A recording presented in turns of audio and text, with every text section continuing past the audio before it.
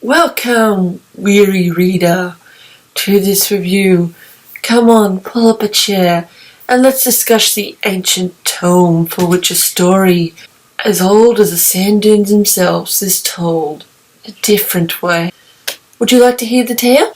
Well then, just sit down, watch, and enjoy. This book is a tale, a twisted tale, where one singular event is changed and the whole progression of the movie is warped into a different reality. This is a whole new world where Jafar got the lamp first and everything hits the fan from there.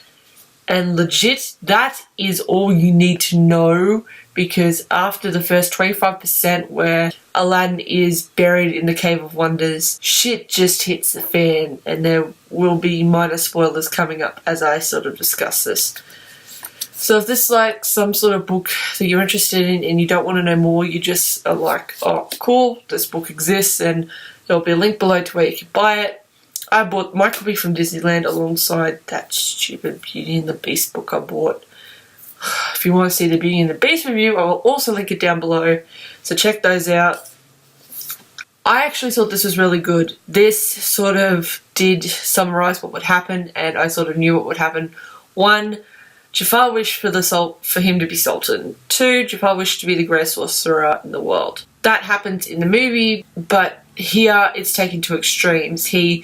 Once he becomes Sultan, he then pushes the old Sultan over the ledge and the Sultan dies, and then he's like, well, my third wish is that Princess Jasmine would fall desperately in love with me. And then the genie pops up, as he does in the movie, and it's very well constructed.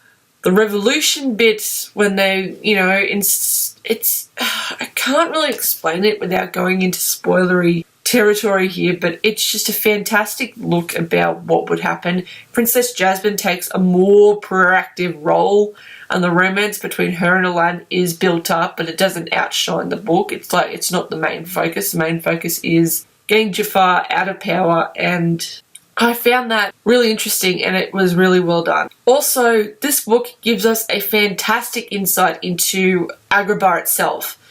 The author went into a lot of detail about the street rats and how there's like this whole like quarter of the city dedicated to like these poor people who have now developed like this network of, helping each other out. And it gives a lot more information on Aladdin's past regarding his mother, his father. It gives a lot more characterization on those elements. And for me, as I've watched the first movie, I've seen part of the second movie, I hated the second movie.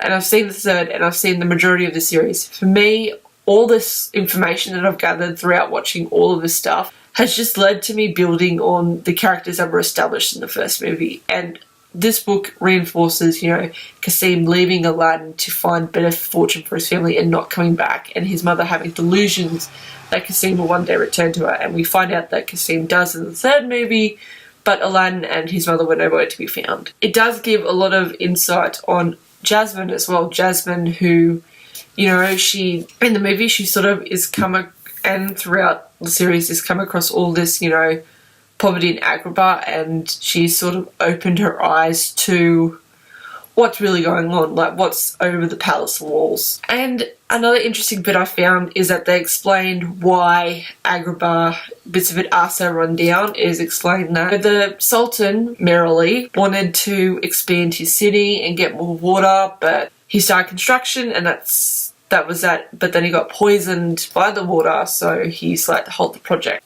And it just gives characterizations for characters that didn't have virtually any characterization in the movie. Like the Sultan is much more fleshed out before he died, and even after he died, as Jasmine is explaining all this stuff. And I really think that is what it is. It's a well done alternate timeline that could be considered canon, and if it is, well, it is considered canon in my timeline, a canon AU story. But I really think that you all should give this a read if you like Aladdin. If you have not seen the movies, I highly recommend you do. You don't watch the second one, because the second one's kind of but the first, the third, and some episodes of the series are really well done and really add a lot of dimension to the characters. And this is a perfect entry into this franchise. I rate A Whole New World by Liz Braswell a 5 out of 5 stars and a recommendation to pick it up as soon as you can via the library or via buying it, because it is a well done book and is a look at what would happen if Jafar had won instead of Aladdin. Thank you for watching this review of A Whole New World. My name's Maisie from Sleepymaisie Studios. Have a fabulous day.